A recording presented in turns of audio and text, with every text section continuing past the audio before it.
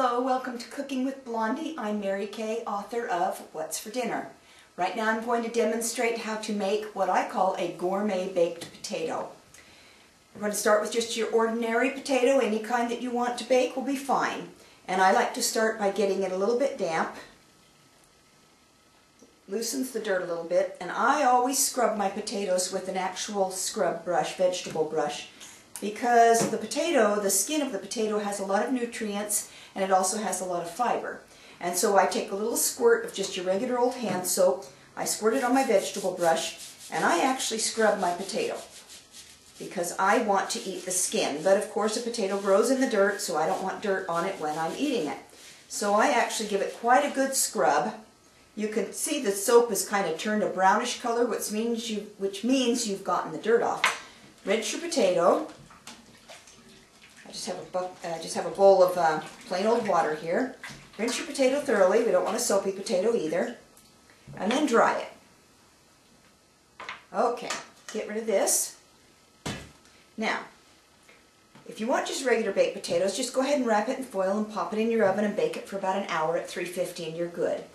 I like to make this other kind of potato that I call a gourmet baked potato. Sometimes when you go to the restaurant, you can get a baked potato that has salt crusted on the outside. It's really a good potato, and that's what we're going to do. The reason I like to cook them like this is because if you put salt on the outside of the potato, it holds the moisture in so that when you go to eat it, you don't have to add very much butter or sour cream because it's already very flavorful. So you have your potato that's washed and dried. I use a regular old paintbrush for my basting and whatnot in my kitchen. I don't like the regular pastry brushes. Oh, I've got to tell you what I'm doing. Squeezable butter, any kind will be fine, but it's squeezable butter. Melted butter will not work, it's too thin. You have to use squeezable butter.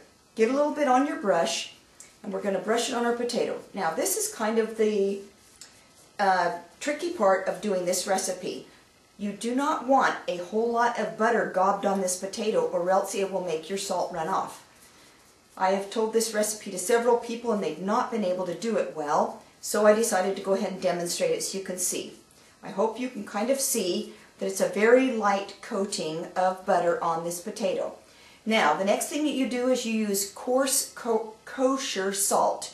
This is a clumpier salt. It has bigger granules and it works better on the outside of the potato and you don't get too much salt on.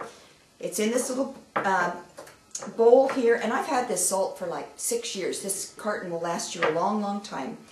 Take this and you just sprinkle on the outside. Now, again, you do not want too much salt. One time I had my son make this when I was at work. We were having people for dinner. I called him, I said, make the baked potatoes. And he really coated the potato, and when we went to eat it, it was too salty.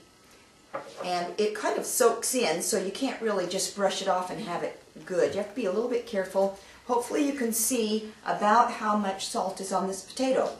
Now, my husband wanted to get a good shot of that. I had to hold it still for you. And so you can kind of see how much salt is on this potato. Now you put it in your oven right on the rack.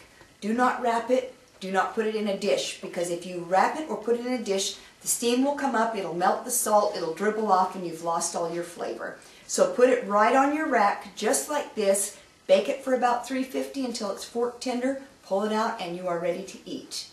And we'll come back and show you what it looks like when it's finished. Hi, we're back. I showed you how to make the baked potato and I baked it in the oven now. And here it is done. I don't know if you can see, the salt is still on the outside and it will be very tender and moist when you cut into it to eat. And these are what I call gourmet baked potatoes in my book, What's for Dinner.